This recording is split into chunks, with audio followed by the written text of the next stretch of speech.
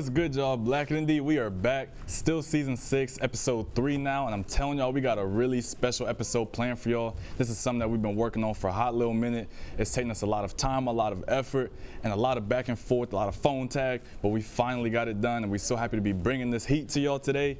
As always, my name is Isaiah. Tykiera. This is Black and Indeed. Now, our guest for today really needs no introduction, but I'm still going to introduce him anyway.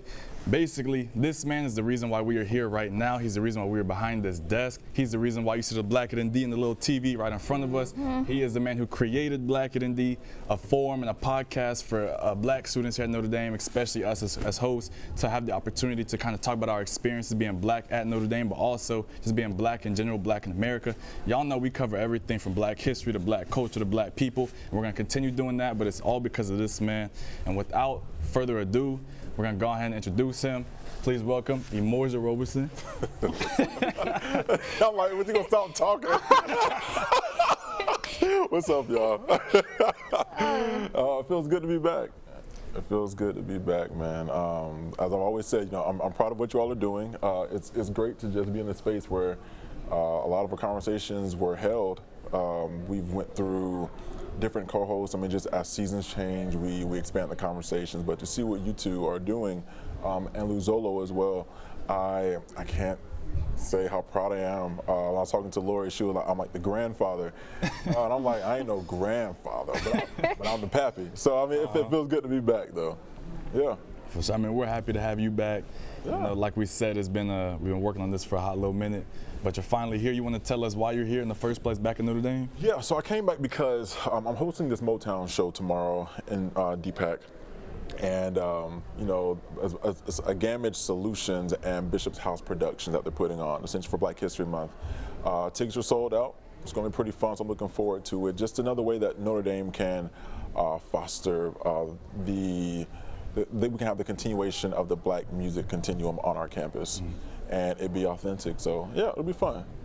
So, and is that event going to be live streamed? Can the audience here, after they see this, will they be able to see a recording of it later? That's a good question. I would certainly say for anyone who's listening to go check out Gamage Solutions, Gammage. You can follow him, and he can give you all the details even after the show to see if there's an opportunity for you to watch the show. We appreciate that. Yeah. I mean, like we're already saying this now, it's going to be after the fact. This event is tomorrow. But for those y'all watching, y'all make sure y'all listen to Emorja and go check that out. I'm telling y'all, he's going to put on a real good event for y'all, a real good event for everybody, really. Yeah. And especially if y'all love music, Motown, just all that sort of stuff, there's going to be the event for y'all. Yes. So I kind of want to dig a little bit further. Yeah. You know, it's been a while since you've been behind this table. Yeah. Really, you've been helping me a lot. Yeah. I'm good. I'm the guest. You've been helping me out a lot. I talk to you very frequently about, things with Black and Indeed and kind of navigating certain things. But, one thing I really want to ask you is, what have you been doing, recently, since graduating?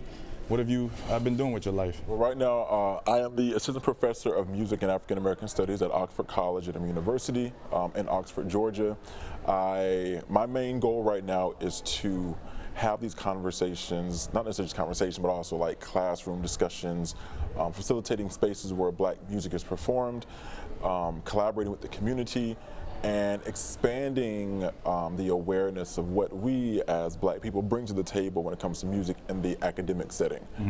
A lot of times people love to enjoy our music, which is great, but they don't quite understand the music. And I mean, that's perfectly fine. Not everyone has to sit and understand it, but I believe that the more people understand what's happening, the more of an appreciation they can have as well too.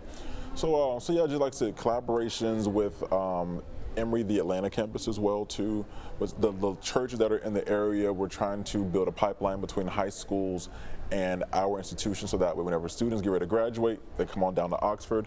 I'm in the middle of building a project now with Oxford because we're recognizing, it's called the Twin Memorials Project, and Oxford is recognizing the enslaved individuals who built our campus, because literally every building was built by a slave.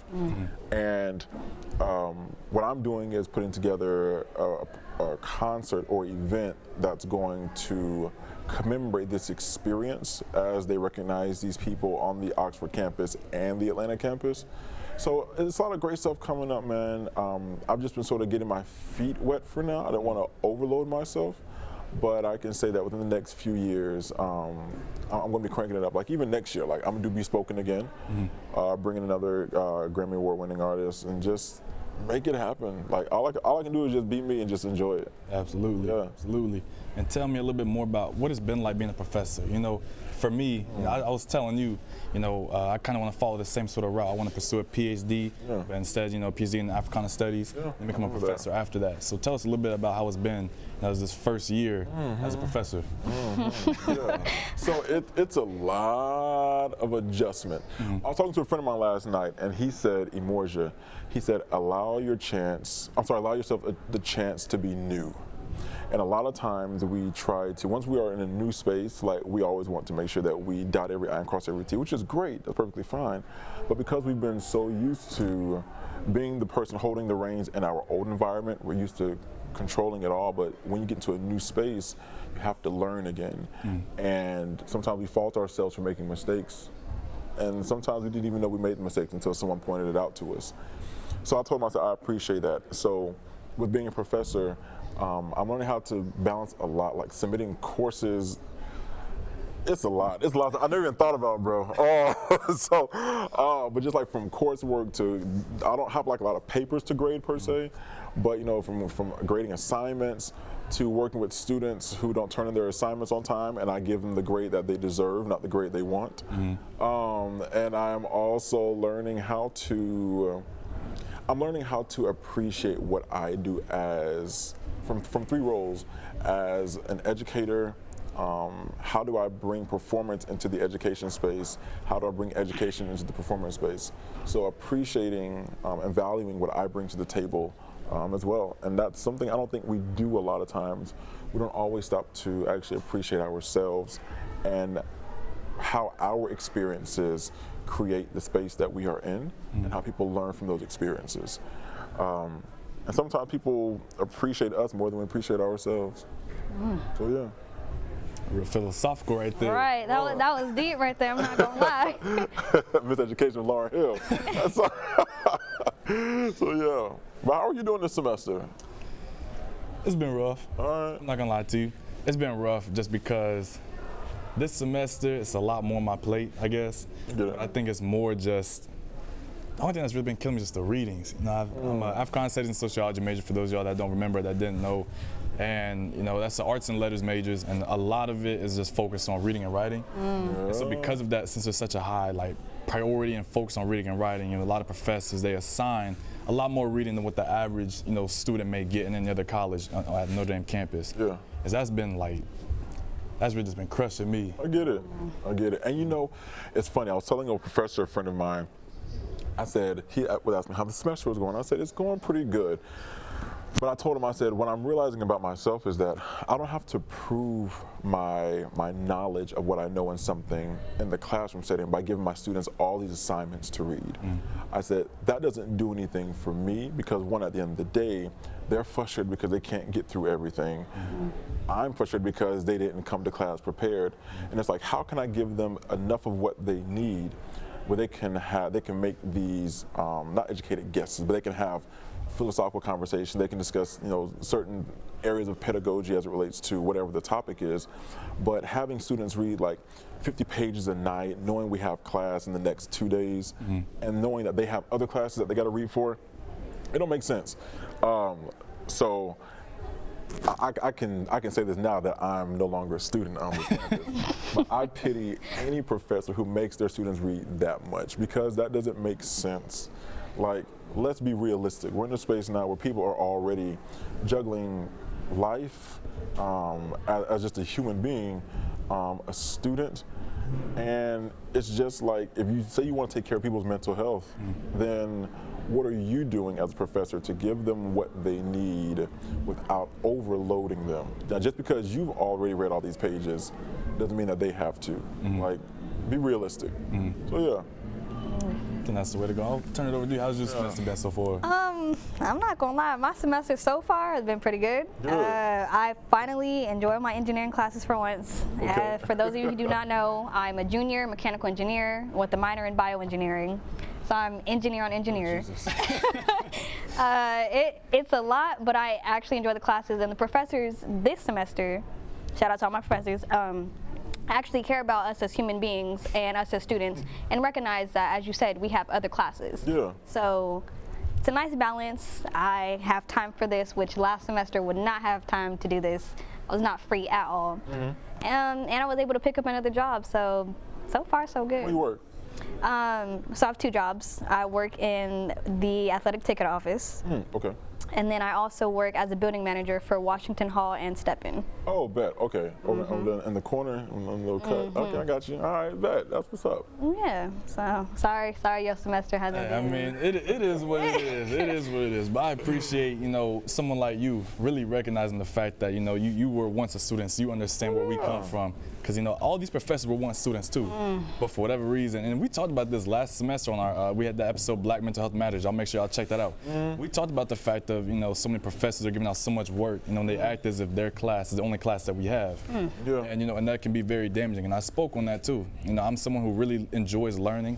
Yeah. I don't enjoy reading, but unless it's something that's really interesting to me. Yeah. But I enjoy learning. I always want to further my education. But I've always felt like these professors, they hand out 30, 40, 50-page readings, and I can't get through all of them, and I force myself to, either skim through the readings, or like this semester, there's been a lot of readings. I hope my professor's not watching this.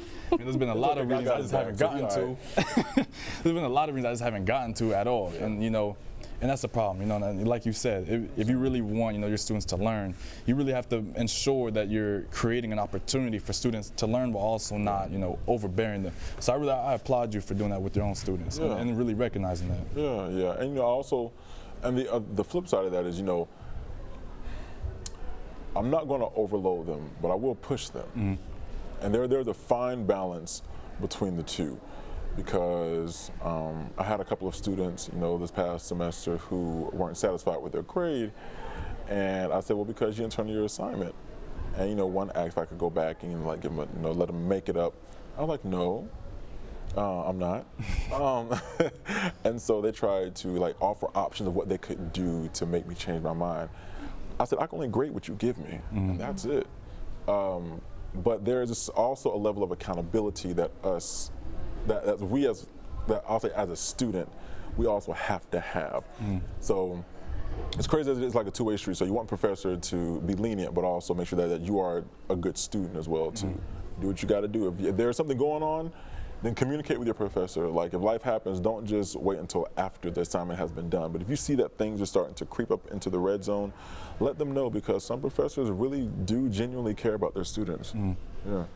Trust, I've sent plenty of emails letting my professors know what's been going on, and they've been pretty lenient so far. Some of them are like, oh, that's too bad. You got to do what you got to do. I mean, I made it, but some of those were a little iffy. But for the most part, if you let them know, they'll let you slide. Yeah, I feel that. For sure. I know I want to give a shout out to Professor Forswar. I always shout him out, but I really want to give him a shout out because he's been the primary professor in my academic experience here at Notre Dame who's really put that focus on, like you said, making sure he's pushing his students, but also ensuring that he's not overbearing. The reading that he would give out for his Intro to Africana Studies class, students here, y'all take that class, they weren't overwhelming, but there was times where the reading would be very dense. At the same time, it wasn't anything that was gonna, keep you reading for an hour, 2-3 hours after the fact. It wasn't anything like that. And also, he would always make sure that, a lot of the classes were discussion based. And he's the type of professor where he will always question, even if he agrees with you, he will still question you to make sure that you really do understand what you're learning. Exactly. And that's what I really appreciated, because that not only did it make the academic experience enjoyable, but it also made it very fruitful. I really learned a lot more in his class than I have in pretty much all my other classes, simply just from his style of teaching. So I thought that was important to touch on too. Very true, very true. I also want to shout out him because he's the BSA advisor. Just another plug, but that's just my club, so I had to say that one time for the one time. Absolutely. And so while we're on your on the topic of you being a professor, I remember last semester, I believe, you made an Instagram post, maybe on Facebook, and it was about a lesson that you gave to your students about HBCUs. And you noticed that, a lot of your students who were, pretty much white, they didn't really have much knowledge and information on HBCUs. So I kind of wanted you to kind of elaborate on that and kind of tell us a little bit more about that lesson. What were your goals and hopes from it, and what were the results from it? How did that even, I'm trying to think how that conversation even came up in class. Oh, I knew what it was. we were discussing just as far as like history, just random. I think I just probably asked a random question. I was like, how many of you all know Lift Their Voice and Sing? 'Cause I gave them Lift Their Voice and Sing, and I gave them We Shall Overcome. So the video that you all saw on social media, it wasn't that class in particular that I first had that experience. It was my Intro to Music class, which aren't singers, but I teach Intro to Music. But my thing was, I have a very heavy African American, base for most of the music that we do. And then we were like discussing like blues and jazz and all that kind of stuff. And so most of them did not even know what those songs were. So I said, okay. And I talked to them about it, and I asked my other class that same night, and I said, how many of you all know Their Voice and Sing? I had 4 black students in that class, in choir essentially, and very few of them knew it. The rest of the class did not know it at all. So I was like, man, and it broke my heart, because I'm like, y'all, these are basic songs, but I also understand that when those songs are written during the Civil Rights era, well, not Lift Their Voice and Sing, but when We Shall Overcome was sang during the Civil Rights, protests, people actually sang during protests. Now for protests, people have chants, they have like hit rap songs, no one's like really singing as much. So what I said was, I said, okay, we were there that Thursday or that Tuesday, whatever day that was, and I said, we're going to, you all have an assignment to turn in by the next day. I think it was on Tuesday, so by Thursday. I said, I need you all to give me 12 HBCUs, where they were founded, and some prominent people who graduated from these institutions. So they came in, next day had all their stuff. They gave me everything that I needed, and I told them to go around and tell us what they found out. Because I'm like, there is no way I'm going to be a black man teaching predominantly white students and them not know the history of the school that is about 35, 40 minutes away from them. They didn't know what Morehouse was, they didn't know what Spelman was, they didn't know what Clark Atlanta was, Morris Brown.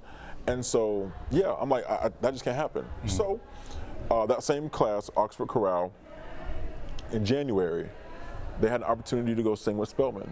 So I took them to Spelman to sing with them. And Morehouse and Clayton State and another church out there. So they were in the midst of all these people as we were singing, and to see them respond to the sound that black people made in that choir singing this music, it was like, I'm in heaven. I'm like, yes. I'm like, 'cause black people are heavenly people. I know that's right. And so my thing is, my question is, if I did not introduce them to that, would they have ever gotten that experience?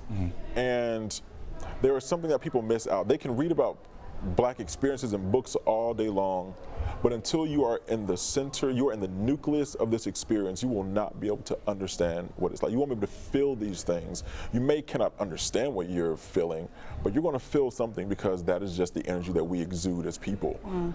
Music is based off of our experiences, and so you can't untangle the two. So you can't separate the two. So, but all in all, that is my goal as an educator at this institution.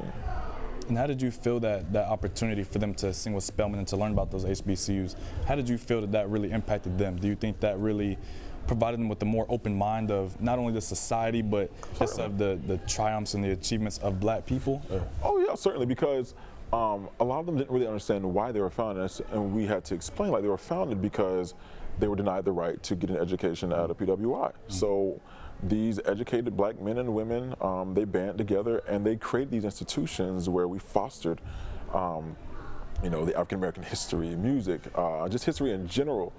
But it scares me, because with Florida right now, how they're trying to ban black history teachings in schools, it's like,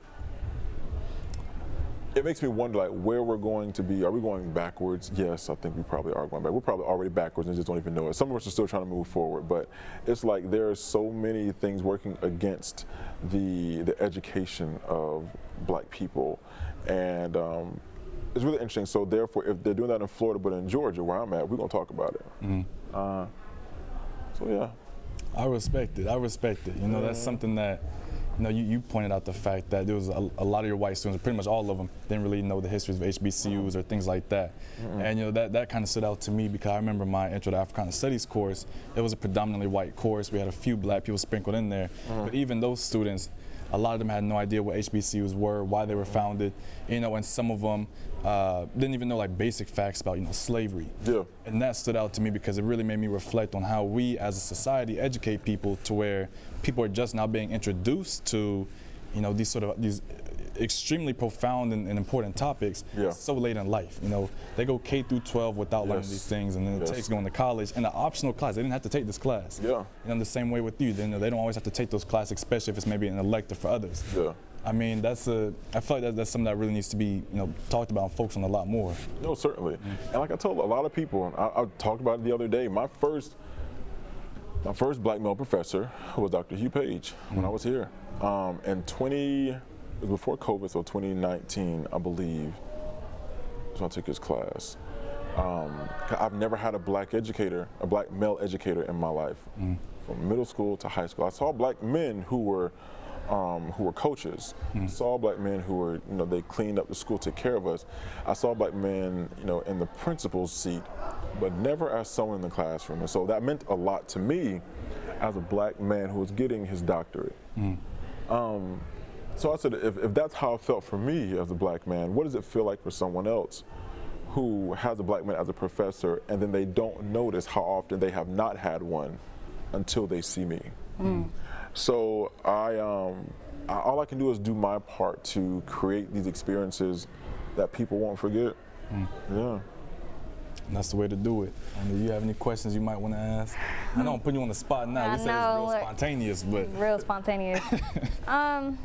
I don't know, I'm gonna just ask a really basic question. What is one of the biggest differences between Notre Dame and the black community and the black community at Emory? Nothing. There's no difference? No difference. At all? We are just as poor as y'all are. So here's the thing. At Emory, okay, so I can speak for the Oxford College location. So at the Oxford College location, there are 1,000 students, okay? It's a 2-year institution, and then once the students graduate from there, by that point they would declare their major and whatnot. They move on, and 90% of the time, they move on to the Atlanta campus of Emory. Sorry, the Atlanta campus of Emory. And so, but the interesting thing about it is, so the percentages are very interesting. So black people are still in the low ranking. We have a lot of Asians, Hispanics, predominantly still white. So I believe for African American, at least those who identify as African American and not African, I think I saw the other day it was like 3%. Because there's a brochure that has this information. But we're still very low out there. Yeah, we just recently created something, my buddy Dr. Wade Menorah, shout out to him, he created something called Black Men of Oxford. And so it's a group where those, somewhat similar to what Bruda, as a matter of fact, those who identify as black and African American, you know, as male, who want to come into the space to have those conversations about what it's like being on a campus like Oxford can do that. So, so yeah, we're all still out there. Now I will say it feels, it's a more intimate setting.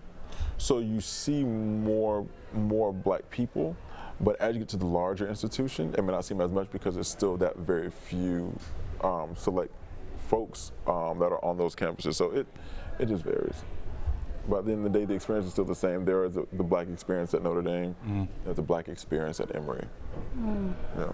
I guess on that topic, would you ever think about maybe starting the Black at Emory podcast, or so funny you mentioned that out there? So there's a podcast that like our president has, but I thought about doing that, but I said, if I were to ever start a podcast, I don't want it to be close to Black at Indy, because Black at Indy was special. I don't want to be black everywhere. But I would not mind having a podcast. I don't know what I would call it. I don't know. But I don't know. I'll think about it. If I do, I'll bring you in. I mean, I'd appreciate it. Yeah. I'll do that. But yeah, man. Sure. You have anything else you want to ask? Stop doing it. I'm sorry. I got to. I got one final question myself, but I want to save that one for last. I just want to get everything out there. To be honest, no, not at this moment. No. All right. Do you have anything you want to freely just talk about? Anything you want to get off your chest? Let's get off my chest. I feel like Debo now. Let's see. What do I mean, honestly, like, I'm just enjoying seeing what y'all do. Like, when I go online and watch y'all, I'm like, those are my folks. Like, it's just, I don't know. I guess it comes with, I don't want to say getting older, because that's not, I mean, I am getting older, yes, but I'm 31, I'm realizing that there is. You didn't have to do that. That was so unnecessary. I'm sorry. Continue on. That was so unnecessary. He didn't have to do that. I'm sorry for that. Edit that part out.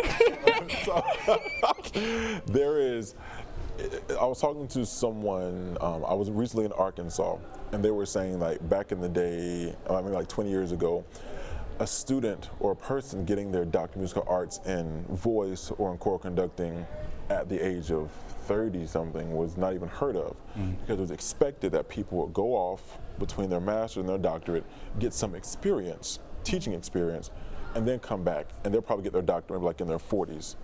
So, one, I've already defied the odds in a lot of cases. And I think about what I've done here at Notre Dame, the opportunities I've had, the opportunities that I've created, and not just for myself, but for those who are around me. And because of that, I was able to pass it on to someone else, because like I was telling Daniel before we started recording, I don't want to just create something that is just for me while I'm here.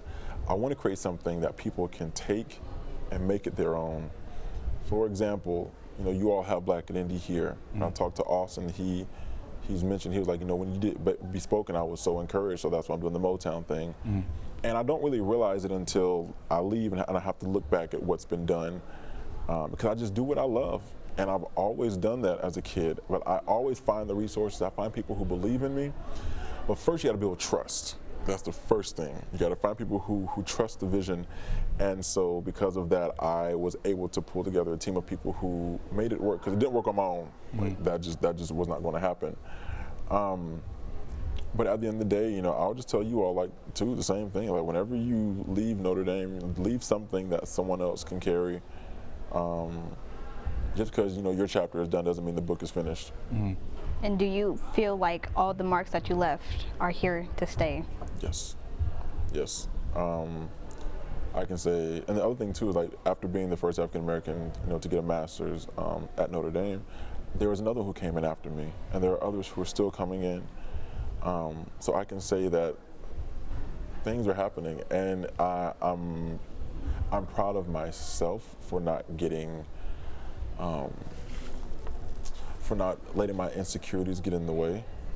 So yeah. Absolutely, and I want to wrap this up with one final question. I mean, you kind of touched on it a little bit, but you know, now that you're back here at Notre Dame again, I really wanted to ask you, during your time here at Notre Dame while you were pursuing your PhD, what was the one moment that really stood out to you? What was like your favorite moment here at Notre Dame? I'm sure there's probably many of them, but what was that one moment when you think of your time at Notre Dame that just stands out to you the most?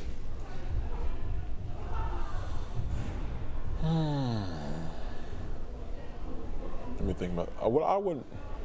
I was here too long. Let me see here. So the one thing that stood out to me was, I would have to say, finishing. Yeah, calling my mom, hearing her reaction, and just finishing, because I knew at that moment that it was finished. Yeah, like that's all I can say, and I know that I made her proud. I know I'm making her proud. I'm sure once you come back up here in May for graduation, I'm pretty sure we'll both be crying again, but you know, I'm glad about that, because I would much rather her cry because of a victory that I've had than her to cry at my funeral. Like, I'm good with that. So it's yeah, but everything that led up to that point was so momentous in my life. From the time I got here, I saw the first snow, the time I slipped in the snow, and everything, it all played a part in that final moment. I wouldn't take it back either. I won't take it back at all. Absolutely. Well, I appreciate that. We appreciate that. We appreciate you coming back, coming onto the show. Yeah, man. You know you're welcome anytime. This is your baby at the end of the day, so you're welcome anytime. It's my baby, but you know what? But I'll pass it to you though. It's all in your hands. And I respect that. Like, although I started it, it is in your hands, and so I'm never going to cross the boundaries that you establish. So yeah, I'll take it back from you if I need to. We appreciate you coming on. Yeah. For those of y'all that are new, I know we've developed a larger fan base, and we have a lot of people who were new to the show starting last season, season 5. For those that don't know, once again, Emorja is the one that started all this. You want to plug your social medias, all that stuff, just so that people can follow you and really, keep up with you. Yeah, so you can follow me on Instagram, Emorja Roberson. You can go to my Facebook page, facebook.com/Emorja Bass, B-A-S-S. YouTube, Emorja Roberson. TikTok, @Emorja. What else? You can follow me on LinkedIn. I don't really do a lot on LinkedIn, but I keep that as professional as possible. So don't be in my DMs asking for stuff that you don't need. All right, let's see. I think those are all the social media things. And I'll have some new music coming out at some point soon. So just stay aware. Yeah. Absolutely. And I'll make sure I put all your social medias in the description for this video, so y'all make sure y'all check that out. Also in the description will be our listserv, our Google feedback form. So if there's any topics y'all want to hear, if there's any feedback y'all want to give us, it's all anonymous. Y'all go right into that description box and y'all let us know, because Luzolo and I and Tykiera now will all be reading all those. We already have a few topics that are already prepared, some of those that y'all recommended. So we're going to be touching on those. As always, y'all, we love y'all. Thank y'all for tuning in. As always, Black is beautiful, Black is love, and Black is excellence. And we out. Yeah. Later.